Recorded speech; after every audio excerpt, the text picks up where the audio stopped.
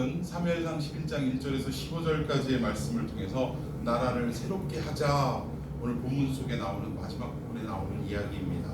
그래서 이것을 제목으로 삼았는데, 이스라엘은 하나님께서 백성들이 하도 요구를 해서 왕정 제도로 이제 허락을 하셨어요.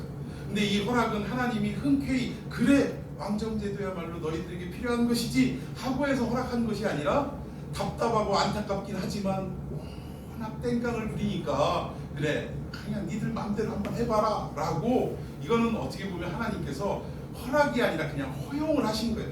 니들 알아서 한번 해봐라. 이래가지고 왕정 제도가 드디어 이스라엘 가운데 시작이 됐다라는 것입니다. 그러니까 백성들이 왕을 뽑아가지고 결국은 뭔가 달라질 줄 알았는데 도대체 왕이 우리에게 생기면 뭐가 좋은 거지? 이거조차도 백성들이 모르고 있더라는 거예요. 그 왕을 뽑아달라고 해서 뽑기는 뽑았는데 왕이 생김으로 인해서 우리에게 좋은 일들이 뭐가 있는지조차도 잘 모르고, 정치적으로 뭔가 이렇게 중심부에 있는 몇몇 사람들만 왕정 제도가 우리에게 가져다주는 유익과, 그러니까 세상적인 관점으로 볼 때의 유익과 좋은 점들이 무엇이 있는지 몇 사람만 알더라는 것입니다. 심지어는 왕으로 뽑힌 사울이 이제 내가 왕이 되었구나 라고 알고 있음에도 불구하고 하는 일이 뭐냐, 자기 집에서 소 가지고 와서 소 키우고 있더라는 거예요. 왕이 딱 되고 소 먹이고 있더라는 거예요. 여러분, 재밌는 얘기가, 우리 이 대전 옆에 계룡시라고 있습니다. 이 계룡시가 이 3군 본부가 다 들어와 있는 곳이에요. 그러니까 어느 지역보다도 사실은 별자리들이 많은 데가 어디예요? 이 계룡시예요.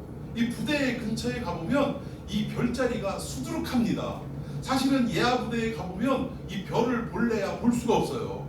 군생활 내내 하는 동안에 이 별 하나다른 그 장성조차도 보지 못하고 제대하는 경우가 이게 수두룩합니다.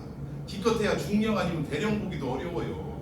그런데 여기 계룡대 가보면 별이 너무나 많더라고요. 그래서 예전에 한번 우스갯소리가 있었는데 이 진짜로 그런 일도 있었다고 합니다.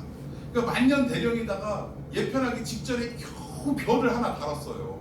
얼마나 감사한 일이겠습니까? 나름대로 참 군생활을 되돌아보면서 뿌듯한 마음을 가지고 창문을 탁 내다보면서 이제 자기 어깨에 견장 별자리를 탁 이렇게 비춘 것을 보면서, 이야 나도 이제 별을 달았구나 하고 잠시 만끽하더니 뒤돌아서서 뭘 하냐면 자기 군화를 막 닦고 있더래요. 여성분들은 잘 이해가 안 되시죠? 여러분, 군대 가면요 이 다이아몬드 한두 개만 있어도요 이 쫄병들한테 시켜가지고 병사들한테 시켜서 구두를 닦게 합니다. 반짝반짝 광내게 해가지고 가져오게 해요. 그런데 별을 달았는데도 불구하고 별이 워낙 많으니까 그 자기 군화를 닦아줄 사람도 없는 정도로, 이 정도로 별자리들이 치는 자리가 저 자리더라는 거예요. 그러니까 뭐 우스갯소리겠습니다만 뭐 이렇게 별 달고 기뻐가지고 만끽하다 돌아서서 자기 워커를 막 솔로 막 문지르고 있더라, 뭐 이런 얘기가 있어요. 심지어는 제가 저 군대 있을 때 이야기인데, 방위병 제도가 있었어요 그때는. 근데 이 방위병이 워낙 뭐 병사들이 많고 또 간부들이 많으니까 하는 일도 없고, 뭐 다들 뭐 이렇게 영관급 장교들이 실제로 뭐 업무는 다 맡아서 하고 있고, 또 위관급 장교들이 하고 있고, 이러다 보니까 방위병들이 사실 뭐 이렇게 특별하게 하는 일이 없어요. 기껏 해봐야 뭐요? 별자리들, 이 장성급들 차나 좀 세차하고 뭐 이런 뒷수발하는 이런 일들만 하는데, 방위병이 이 별자리 대장 이렇게 막 차 닦는데 누구랑 같이 닦냐면 이 대령들하고 같이 닦더래요. 대령들하고. 이게 참 웃기는 얘기예요 이게. 그러면서 둘이 서로 대화가 오고 가는데 하는 소리가 그래요. 대령님 물을 그렇게 뿌리시면 어떡합니까? 잘 좀 세차 좀 하시지 말입니다. 이렇게 얘기하는 게 그때 실질적으로 떠돌았던 적이 있어요. 그러니까 그만큼 장교임에도 불구하고 아무것도 아닌, 따지고 보면 대접받지도 못하고 높은 자리인지 이 구분도 잘 안 가는 이런 상황이 사실은 저곳에서도 좀 펼쳐졌다고 합니다. 마찬가지로 사울도 왕이 됐어요. 한 나라의 가장 높은 사람이 됐습니다. 그런데 뭘 하는지를 몰라가지고 기껏 하는 게 아버지 집에 있는 소나 들로 데리고 나가지고 밭으로 데리고 가가지고 이게 소나 키우고 밭일이나 하고 이러고 있더라는 사실입니다. 이게 참 얼마나 웃기는 얘기입니까? 그렇게 하나님을 쫄라서 왕을 주십시오 하던 모든 백성들이 막상 왕을 줬더니 왕이 도대체 뭐 하는 거야? 이것도 제대로 구분하지 못하고 있더라는 사실이에요. 자, 우리 1절 한번 보십시다. 이렇게 뭣도 왕이 무엇인지도 모르고 살아가던 백성들에게 큰일이 하나 닥쳤어요. 자, 1절 시작. 암몬 사람 나하스가 올라와서 길르앗 야베스에 맞서 진치에 야베스 모든 사람들이 나하스에게 이르되 우리와 언약하자. 왜냐하면 우리가 너를 승리하라 하느니라. 자, 여기 보니까 암몬 사람 나하스가 쳐들어왔습니다. 이스라엘 접경하고 이 인근 국가인데 요단 동편에 있는 그 국가가 암몬과 모압이라는 나라가 있습니다. 그런데 가장 그 국경 가까운 곳인 이 길르앗 야베스라는 곳으로 지금 쳐들어와서 진을 치고 있는 거예요. 그럼 도대체 길르앗 야베스가 어디냐? 좀 보기 쉽게 왼쪽 그림은 그냥 그림이고요. 오른쪽은 지도로 자세하게 이렇게 좀 나와 있는데 지금 동그라미 쳐 있는 데가 암몬입니다. 그리고 파란 이 하얀 가운데 중심에 위에 파란 이게 덩어리가 하나 있죠. 그게 갈릴리 호수예요. 그리고 실처럼 밑으로 쭉 내려지고 밑에 또 커다란 덩어리가 있지 않습니까? 밑에 커다란 덩어리는 물이 빠져나가지 못하는 사해라고 이야기를 하죠. 근데 우리 성경에서는 뭐라고 이야기를 해야 되냐면 사해는 죽음의 바다가 아니에요. 염해, 그냥 이렇게 표현해야 사실은 올바른 표현입니다. 그러니까 염해, 그리고 실처럼 가운데 쭉 이어진 데가 어디예요? 우리가 너무나 잘 아는 요단강이에요. 요단강. 요단강 동편에 길르앗 야베스가 있고 길르앗 야베스하고 접경 국가를 이루고 있던 곳이 암몬이드라는 것입니다. 이 암몬이 지금 이스라엘을 쳐들어오기 위해서 첫 관문인 길르앗 야베스에 지금 진을 치고 있는 상황이라는 거예요. 그런데 이 길르앗 야베스 사람들이 아주 그냥 혼비백산 난리가 났습니다. 이 사람들에게 뭐라고 얘기했냐면 나하스라는 이 장군이 쳐들어와가지고 하는 얘기가 뭐예요? 이렇게 너희들 가만히 안 두겠다 이거죠. 내 밑으로 너희들 다 수하로 들어오든지 항복을 해라 이렇게 이야기할 때 이스라엘 백성들이 한다는 소리가 네가 하는 말을 다 들어줄 테니까 우리 서로 언약하자. 우리 협정을 맺고 네가 우리에게 진치고 있는 거 다 풀고 돌아가라 라고 지금 이야기를 하더라는 것입니다. 그런데 여기에 보면 암몬이라는 족속이 어떻게 생겼냐면 우리가 근원을 좀 알아야 됩니다. 여러분 믿음의 조상이라고 일컫는 아브라함에게 조카가 하나 있었어요. 이름이 뭐죠? 그리고 어떤 사람은 우스갯소리로 그러더라고요. 로또 복권이 언제 생겼냐? 그러니까 아브라함 때 생겼다고. 왜 그러냐? 그러니까 로또 아브라함을 따라가니라 해서 로또가 거기서 생겼대요. 무시라고 한 얘기인데 묻지도 않으시고 이게. 아무튼 자, 롯이라는 사람이 결국 서로 간의 세력이 커지다 보니까 맨날 서로 싸움이 일어나고 결국 어떻게 합니까? 주둔지를 서로 옮겨가서 서로 헤어지기로 이렇게 약속을 하고 이 롯이 먼저 선택을 하는데 딱 눈을 들어보니까 요단의 동편이 너무 살기 좋았던 거예요. 근데 그곳에 무엇이 있었는지 이 롯도 알았냐면 이 소돔과 고모라 지역이 있었다는 것을 뻔히 알았다는 거예요. 그런데 그가 보기에 어떻게 표현이 되냐면 애굽 땅과 같았고 또 하나 뭐예요? 여호와의 동산과도 같더라. 이렇게 해가지고 그쪽으로 이끌려 갔더라는 거예요. 여러분 애굽 땅과 같았다라는 표현은 뭐냐면 일찍이 아브라함이 이 기근을 만나서 이 하나님이 약속한 이 가나안 땅을 버리고 애굽으로 그냥 주저하지도 않고 돌아갔습니다. 내려갔습니다. 근데 그곳에서 애굽의 신문물을 경험했던 거예요. 그러니까 롯도 따라갔으니까 이 애굽의 신문물 휘황찬란한 이 문화와 여러 가지 어떤 것들을 경험하고 좋았겠어요? 안 좋았겠어요? 마치 시골 구석에 살던 섬에서만 살던 어린아이가 이 서울에 올라와가지고 63 빌딩도 구경하고 이 땅속으로 지하철이 막 왔다 갔다 하는 것도 구경하고 신기해요? 안 신기해요? 신기한 거죠. 그러니까 롯도 그 광경을 목격하고 이 소돔 고모라 지역을 바라보면서 야 내가 그때 봤던 애굽 땅과 같더라 이렇게 평가를 하더라고요.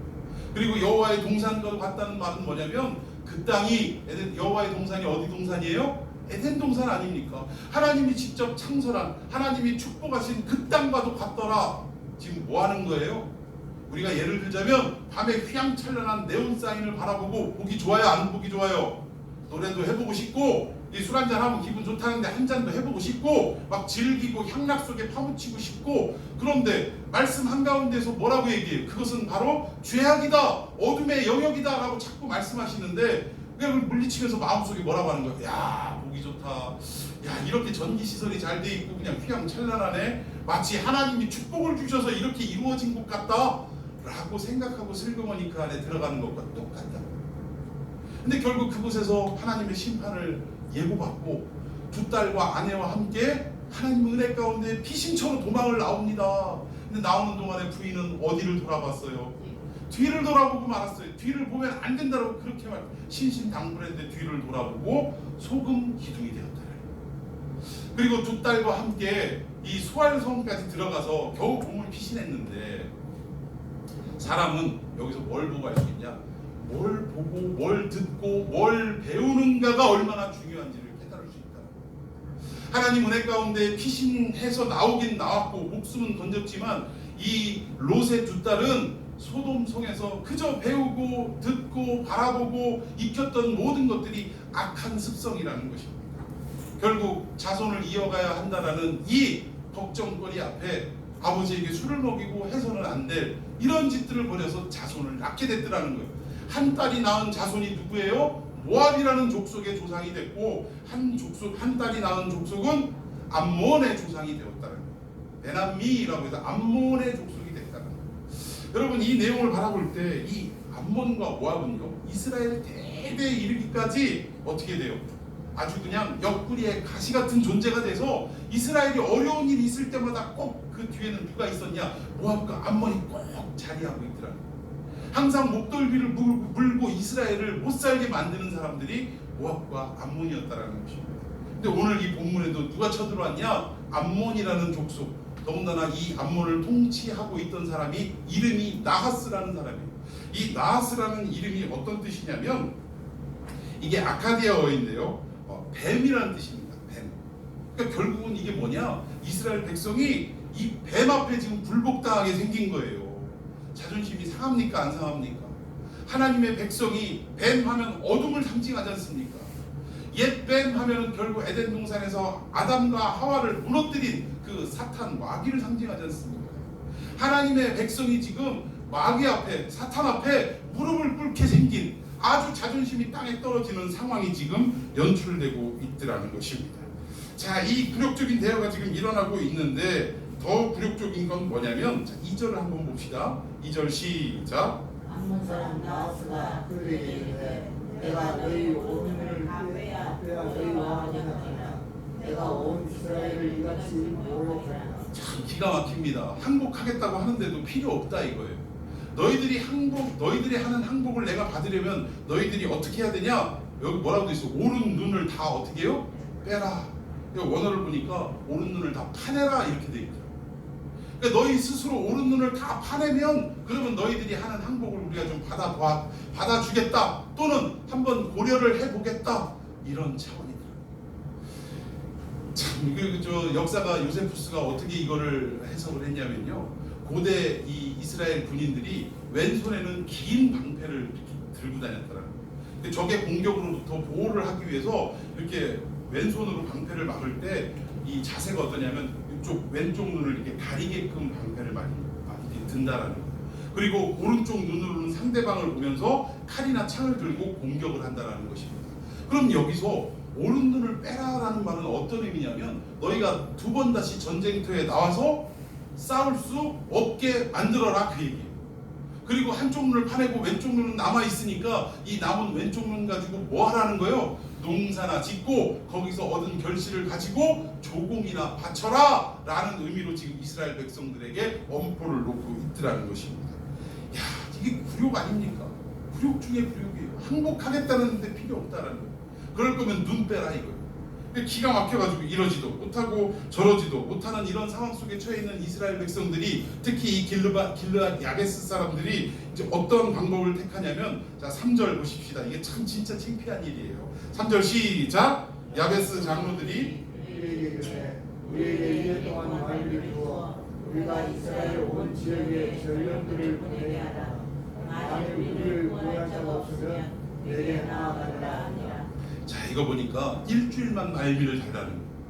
우리가 눈을 뺄 건지 아니면 그냥 너희들에게 무참히 그냥 짓밟히든지 둘 중에 하나 할 건데 일주일 동안만 말미를 달라 이 얘기예요. 그 일주일 말미가 뭐냐? 4절에 보니까요, 전령들이 사울이 사는 기브아에 이르러 이 말을 백성에게 전하매 모든 백성이 소리를 높여 울더니, 뭐 이 내용을 쭉 보니까 지금 구원자가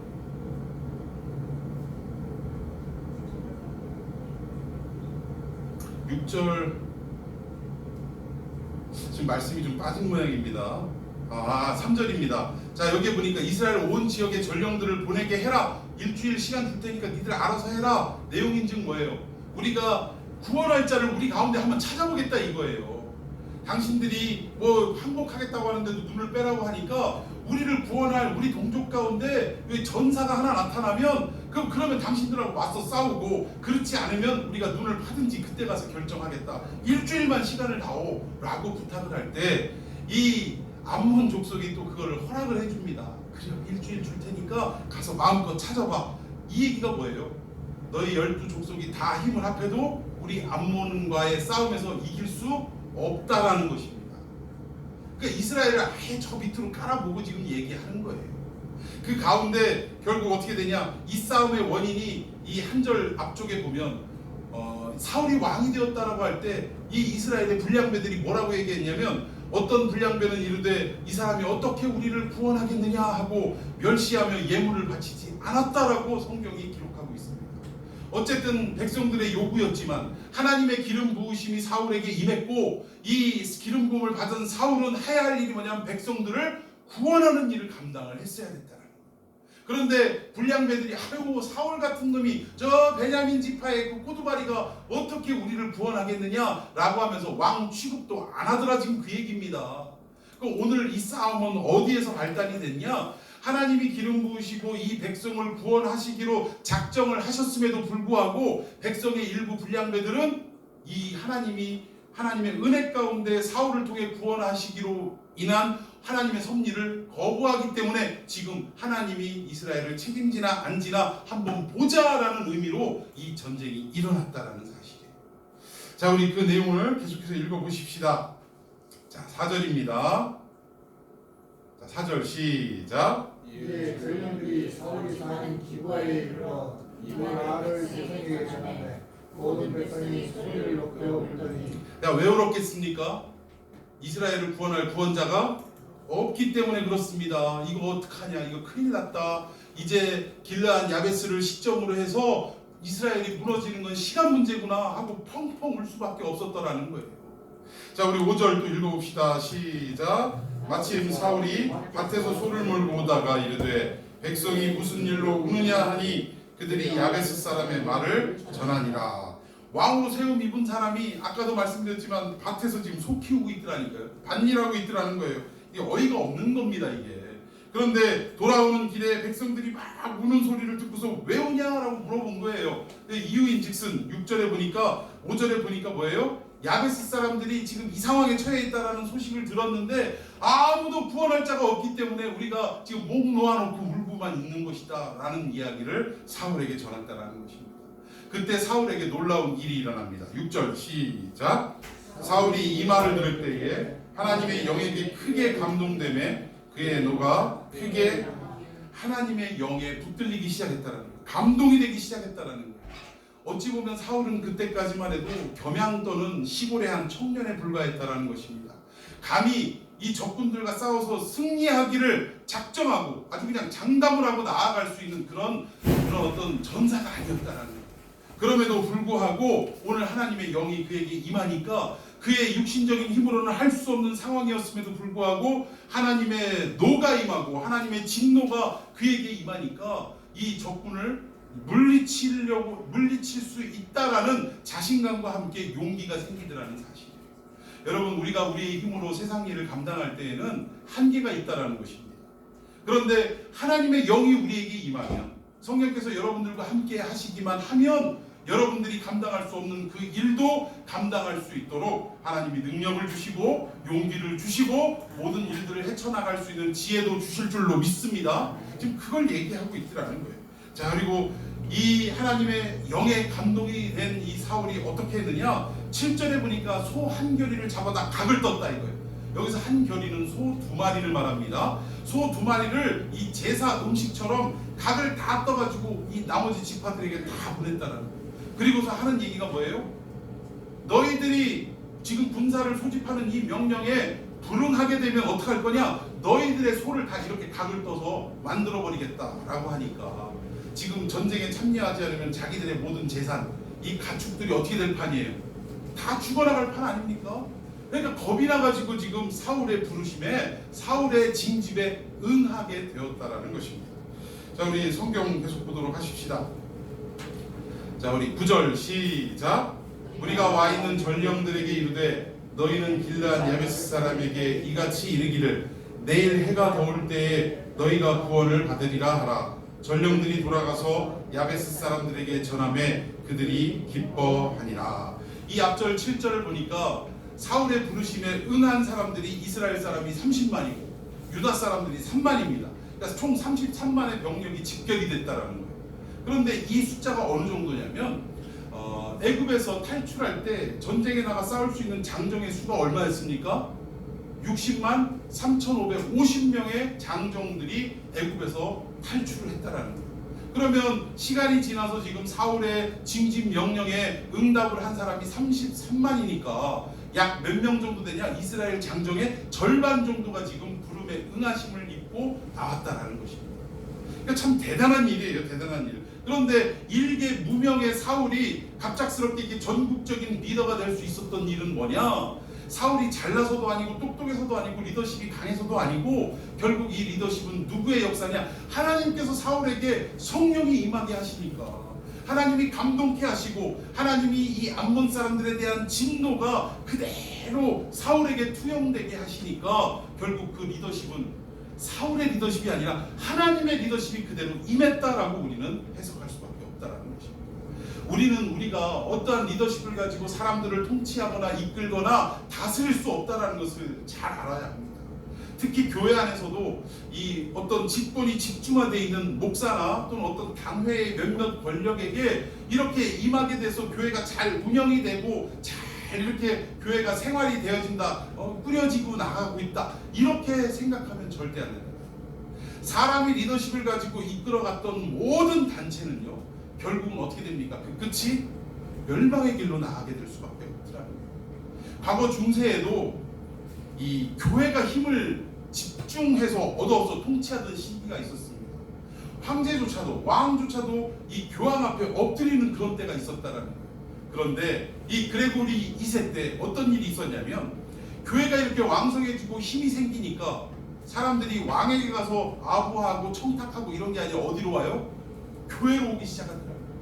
수레에다가 그냥 뇌물을 잔뜩 싣고 와가지고 교황에게 부탁하느라고 그냥 그 뇌물 청탁의 길이 끊이지 않게 이어지더라는 것입니다. 창밖으로 내다보던 이 그레고리 2세 교황이 뭐라고 이야기를 했냐면, 우리 사도행전 3장의 이야기 있죠. 은과 금은 내게 없으나 내게 있는 것으로 너에게 주노니 곧 나사렛 예수의 이름으로 일어나 걸으라 라고 명령했던 이 베드로와 요한의 사건 기억하십니까? 성전 비문에서 앉아서 한 번도 다리를 뻗고 일어나지 못했던 영혼에게 하는 말이, 그 안전뱅이는 이 가까이 다가오는 바울 베드로와 요한을 보고 뭔가 줄 줄 알았어요. 물질이라도 좀 몇 푼이라도 줄 줄 알고 기대를 했는데 첫 마디가 뭐예요? 나는 은금이 없으나. 그러니까 실망이 됐겠어요? 안 됐겠어요? 실망이 됐죠. 그런데 그 가운데 은금은 없지만 나에게 있는 것이 있는데 그게 바로 뭐냐? 나사렛 예수 그리스도의 이름이 있다라고 하면서 선언할 때 그가 일어나게 된 줄로 믿습니다. 근데 그레고리 2세가 뭐라고 얘기했냐면, 이제는 나사렛 예수의 이름이 필요 없는 시대가 우리에게 다가오고 있다. 그게 무슨 얘기예요? 은금으로 모든 것을 해결할 이 교회의 권력이 생겼다는 얘기예요. 여러분, 인간은요 잠시 잠깐 하나님의 은혜 가운데 잘 통치하는 것 같고 있지만 결국 이 권력이 집중되고 시간이 오래 길어지면 길어질수록 결국 어떻게 되냐? 우리 인간이 완전한 사람이 있습니까? 없습니까? 없어요. 결국은 그 권력을 맛보고 또 만끽하다 보면 시간이 지나서 어떻게 돼요? 다 타락하게 되고 또 여러 가지 자기 뒤를 승계하는 가운데에서 점점 어떻게 됩니까? 멸망의 길로 치닫을 수밖에 없더라는 거예요. 여러분, 성경에도 나와 있지 않습니까? 엘리의 제사장의 두 아들 흠니와 비나스 어떻게 됐어요?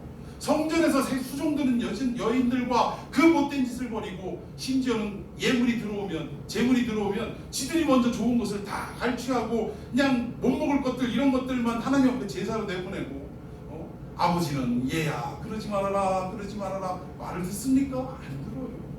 심지어 사무엘의 자식들까지도 지금 왕을 달라고 요구한 이유 중에 하나가 뭐였어요? 사무엘의 아들들이 당신과 같이 행하지 않더이다. 그러니까 우리들도 왕을 주십시오. 이거 요구한 거 아닙니까?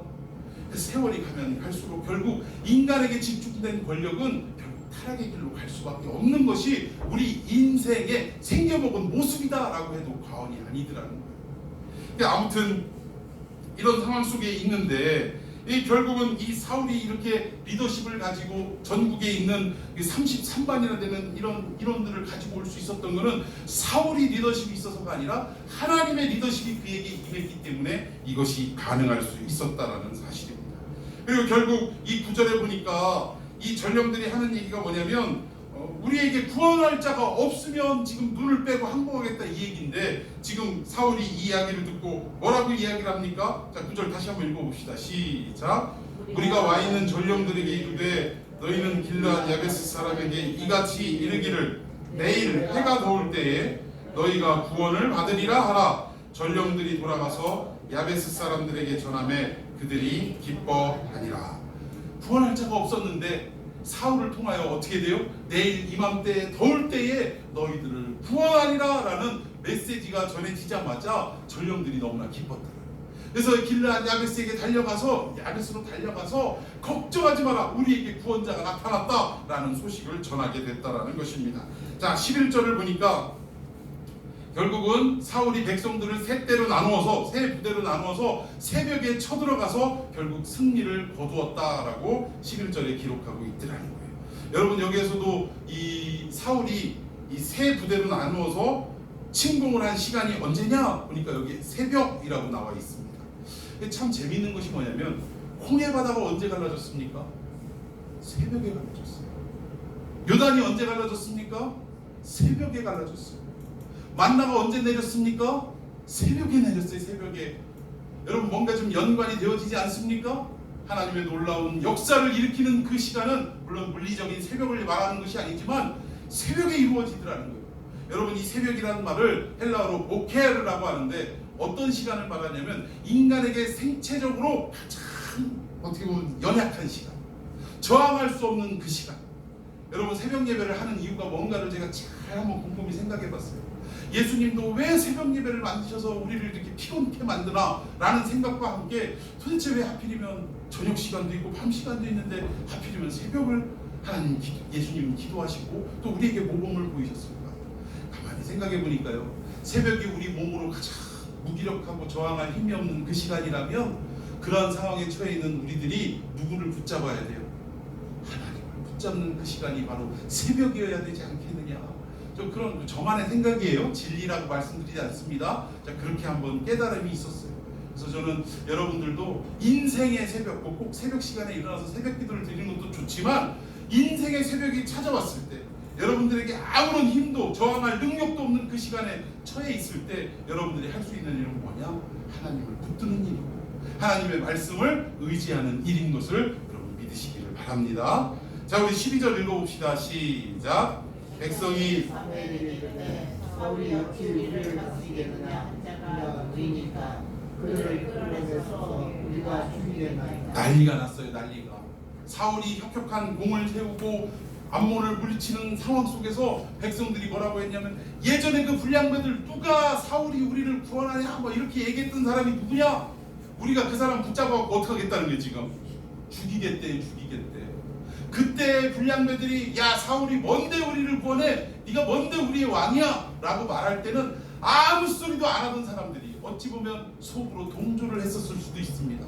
아이고, 어떻게 베냐민에서 왕이 될 수 있어? 말도 안 돼. 라고 암묵적인 침묵으로 동조를 했던 이스라엘 백성들이 암몬과의 싸움에서 승리를 일으키니까 뭐라고 얘기해요? 누가 구원하지 못한다고 했어? 누가 사울이 우리 왕이 아니라고 그랬어? 그럼 잡아내. 그래, 당장 처형하겠다. 이러고 지금 난리가 났더라는 것입니다. 이 말을 들은 사울이요, 그래도 이때까지만 참 사람이 온전했어요. 13절 시작. 사울이 이날에는 사람을 죽이지 못하니니 여호와께서 오늘 이스라엘 중에 구원을 할렐루야 구원을 베푸신 그날에는 어떠한 희생도 있게 하지 않겠다, 어떠한 처형도 있게 하지 않겠다라는 이 사울의 메시지가 13절에 기록이 되어 있습니다. 자, 오늘 이 11장 전체에 보니까 구원이라는 단어가 세 군데 나오고 있어요. 언제 나오냐? 3절에 보니까 너희를 구원할 자가 없으면 어떻게 하겠다고요? 눈을 뽑아버리겠다라고 표현할 때 구원할 자가 없으면 할 때 구원이라는 단어가 처음 등장합니다. 그리고 나서 9절에 어떤 구원이라는 단어가 이루어지냐면 사울을 통하여 내가 내일 해가 더울 때에 구원을 이루겠다라고 하는 구원이 또 나타나더라는 거예요. 그리고 마지막 13절에 보니까 오늘 이스라엘 중에 구원을 베푸셨음이니라. 그런데 이스라엘 중에 구원을 베푸신 이가 사울이라고 얘기합니까? 누구라고 얘기합니까? 여호와께서 오늘 이스라엘 중에 구원을 베푸셨다라고 모든 영광을 누구에게 돌리더라? 사울이 이 모습만 잘 간직하고 있었으면 그는 성공한 왕이 됐을 수도 있었을 것입니다. 그런데 40년간 이스라엘을 통치하는 이 사울이요, 이 암몬과의 싸움 단 한 번을 제외하고는 모두가 어떻게 돼요? 자기의 의를 위하여 싸우는 인생으로 전락하고 말았다라는 것입니다. 왜 그랬을까요? 문제는 지금 하나님의 구원을 맛보고 있는 백성들이 지금 뭐라고 얘기하고 있어요? 환호성을 막 지르면서 누가 사울이 우리를 구원하지 못한다고 했냐? 사울! 사울! 사울! 이러고 지금 막 난리가 났다라는 거예요 지금. 이게 우리가 이런 얘기하죠. 박수 칠 때 어떻게 하라고요? 떠나라고. 하나님의 영광만 잘 드러내게 하고 하나님이 하신 이름을 잘 백성들에게 가르치고 또 그 앞에 순종하게 만들어야 될 이 사울이 결국 이 환호성 속에 어떻게 하고 있어요? 자기 기분이 지금 업되고 말았다. 사람이 자꾸 칭찬하고 이러면 이게 처음에는 좀 겸양을 떨다가 자꾸 이게 생활이 되면 어떻게 됩니까? 자기가 진짜로 그런 줄 알고 착각을 하더라는 거예요. 여러분 연예인들도 처음에는 아우 참 잘생기셨네요, 아우 참 이쁘게 생기셨네요 얘기하면 이게 이제 데뷔한 이 연예인들은 뭐라고 얘기해요? 아우 과찬이세요, 아우 감사합니다, 아유 예쁘신 분들 많고 잘생긴 분들 많은데 아유 제가 뭐라고 이렇게 겸양을 떨더라는 거예요. 그런데 이제는 아예 습관이 되고 생활이 되어버렸어요. 만나는 사람마다 아우 예뻐, 아우 잘생겼어, 뭐 이게 아주 생활이 돼버리면 누군가가 참 인물이 좋으십니다라고 딱 얘기하면 뭐라고 그래요? 식상해서요. 너무 많이 들었다 이거죠. 사울이 지금 그런 지경에 처해 있다라는 것입니다. 제일 중요한 건 인간은 자기의 한계를 스스로 잘 아는 것이 너무나도 중요하다라는 거예요. 사울은 그걸 몰랐어요. 내 한계가 여기까지다라는 것을 모르고 내 한계가 여기까지니 주님 나와 함께 해달라고, 주님 나를 도와달라고 이렇게 엎드려야 할 사울이 그저 자기의 40년 통치 기간 내내 뭐예요? 자기 개인의 한풀이와 복수를 위해서만 살아갔더라는 거예요. 여러분 사울의 인생을 잘 살펴보십시오. 전부가 어떤 삶이었습니까? 누구 하나 죽이자고 하는 삶이었어요? 다윗 하나 죽이자고. 이 다윗이 내 왕위를 넘보고 있는 거 아닌가 싶어가지고 백성들은 사울이 죽인 자 천천이고 다윗이 죽인 자 만만이라고 하니까 어땠어요? 질투가 생겨가지고 온 인생을 이 40년 통치 기간 전 시간을 다윗 하나 죽이자고 지금 쫓아다니는 그러한 형편없는 왕으로 전락하고 말더라는 사실입니다. 참 우리가 이 내용을 볼 때 우리도 하나님이 어떤 일을 맡기시고 하나님이 어떤 직분을 주셨을 때 우리가 어떠한 자세를 가지고 있어야 되냐면 하나님이 주신 이 직분은 내가 하나님이 감당하라고 명하신 데까지만 이름 없이 빚도 없이 그대로 순종하다가 그대로 헌신하다가 어느 순간인가 내 때가 끝나면 어떻게 해야 돼요? 그냥 그 자리를 물러나야 되는 거예요. 여러분 우리 교회는 아직 그런 일이 없지만 예전에 제가 큰 교회를 섬길 때에 항상 문제가 뭐였냐면 성가대 가지고 문제였어요. 성가대에 새로운 사람들이 들어와야 돼요, 안 들어와야 돼요? 들어와야 돼요. 근데 70이 넘으신 할머니 권사님들이 버티고 안 나가요. 빈자리가 생겨야 들어오지. 뭐 누구 말대로 무슨 3,000명 성가대를 세운다면 모를까? 아니 성가대 자리 정해져 있는데 새로운 젊은 사람들도 와서 자꾸 이렇게 주의 일에 봉사하고 헌신하고 이게 자꾸 이렇게 로테이션으로 잘 맞물려 돌아가야 될 거 아닙니까? 근데 70이 넘으시고 더 중요한 건 노래가 안 되시는 이 할머니 권사님들이 버티는 거예요. 이건 죽을 때까지 내 사명이라고 그냥 그 사명 붙들고 그냥 늘어지시는 거예요. 그러니까 이거 문제 때문에 조심스럽게 얘기를 해가지고 저기 권사님, 전사님은 이쪽 내년부터는 이쪽 사역에 조금 매진을 하셨으면 좋겠습니다 라고 목사님이 권면을 해도 그냥 거기에 아주 실족을 해가지고 이야 나를 이 성가대에서 쫓아낸다고 막 죽을 때까지 내가 이 일을 감당하려고 했는데 나를 쫓아낸다고 막 이러면서 시험 들고 심지어는 교회를 안 나오시는 할머님들도 봤어요. 근데 여러분 우리는 하나님께 부름받을 때를 알아야 되고 또 우리가 사용한 만큼의 그 시기를 알아서 자연스럽게 뒤로 물러나는 때도 알아야 될 줄로 믿습니다. 그 모습이 우리에게 있어야 된다는 거예요. 여기 오늘 사무엘을 보니까요 이스라엘 전체를 다스리고 통치하던 사사이자 선지자이자 왕 역할을 했던 이 사무엘입니다. 역사의 뒤안길로 물러갈 때 어땠겠어요? 우리 같으면 화려하고 거대한 은퇴식을 벌였겠죠. 이스라엘의 최고의 통치자, 북한으로 말하면 최고의 영도자 되신 우리의 아무개께서 이러면서 뭔가 환영을 받고 치하를 받으면서 역사의 뒤안길로 화려하게 이렇게 들어가야 되는데 오늘 사무엘 보니까요 은퇴식 이런 거 없습니다. 그냥 여기서 끝하고 그냥 사라지게 됩니다. 여러분 이 모습이 결코 쉬운 일이라고 할 수 없다라는 거예요. 인간인 저도 마찬가지고 또 은퇴하신 많은 목사님들도 그냥 이름 없이 빛도 없이 조용히 사라지는 경우가 거의 없더라는 거예요. 인간이 이렇게 권력을 맛보면 이 권력을 내려놓는다는 것이 쉽지가 않더라는 것입니다. 여러분 그런데 오늘 사무엘은 조용하게 역사의 뒤안길로 사라지는데 자 우리 14절 한번 봅시다. 마지막 사역이 뭐였냐? 자 14절 시작. 사무엘이 백성에게 이르되 오라 우리가 길갈로 가서 나라를 오늘 제목이 뭐예요? 나라를 새롭게 하자. 마지막 은퇴하는 이 사무엘이 이스라엘 백성과 사울을 다 데리고 어디로 갔냐? 길갈로 데려갔다라는 거예요. 여러분 이 길갈은 어떤 장소냐면 역사적으로 아주 중요한 장소입니다. 길갈의 뜻이 뭐냐? 이 수레바퀴라는 뜻인데 의역을 하면 뭐예요? 애굽의 모든 수치가 불러갔다. 애굽에서 노예로 살아가던 이스라엘 백성의 모든 수치가 이 길갈에 와서야 하나님의 은혜로 다 어떻게 됐다는 거예요? 씻음을 받았고 다 떠나감을 입었다라는 표현이 길갈이라는 것입니다. 이 길갈이 정말 하나님의 놀라운 은혜를 입었던 장소예요. 또 이스라엘 백성들이 광야에서 40년 동안 만나를 먹었는데 어디에서 멈추었느냐? 이 길갈에서 멈추고 드디어 하나님이 베풀어 주시는 이 모든 농사와 여러 가지의 일기와 섭리 속에 드디어 어떻게 해서 수확물을 먹을 수 있도록 하신 것이 길갈이라는 것입니다. 그런데 오늘 이 역사적으로 아주 중요한 이 길갈에 사무엘이 사울과 백성들을 데리고 와서 여기에 가가지고 나라를 새롭게 하자라고 말한 그 이유가 뭐냐? 그 내막이 뭐냐 이거예요. 사무엘은 이미 봤다라는 거예요. 뭘 봐요? 백성들이 지금 환호하고 사울하고 난리치는 것을 보고 이 나라가 곧 멸망하겠구나라는 것을 봤다라는 것입니다. 승리에 도취하고 백성들의 환호성을 막 만끽하면서 지금은 겸양을 떨지만 곧 무너지게 될 사울의 모습을 사무엘은 봤다라는 거예요. 그래서 뭐라고 얘기합니까? 나라를 새롭게 하자. 나라를 새롭게 하자는 뜻은 뭐냐? 하나님의 복음 앞으로 다시 돌아가자. 인간의 세력이 판치고 사람들의 환호성이 막 가득한 이런 나라가 아니라 하나님의 말씀의 그 본연의 모습으로 돌아가는 하나님의 통치에 순종하고 엎드리는 나라로 다시금 회복하자라는 말이 나라를 새롭게 하자라는 말 속에 포함이 되어 있다는 것입니다. 여러분 15절 한번 읽어봅시다. 시작. 모든 백성이 길갈로 와서 거기서 여호와께서 사울을 왕으로 삼고 길갈에서 여호와 앞에 번제를 드리고 사울과 이스라엘 모든 사람이 거기서 크게 기뻐하니라. 여기서 이스라엘 모든 사람이 크게 기뻐하고 있습니다. 승리에 도취돼서 난리가 났습니다. 그런데 단 한 사람, 웃을 수 없는 사람이 있더라는 것.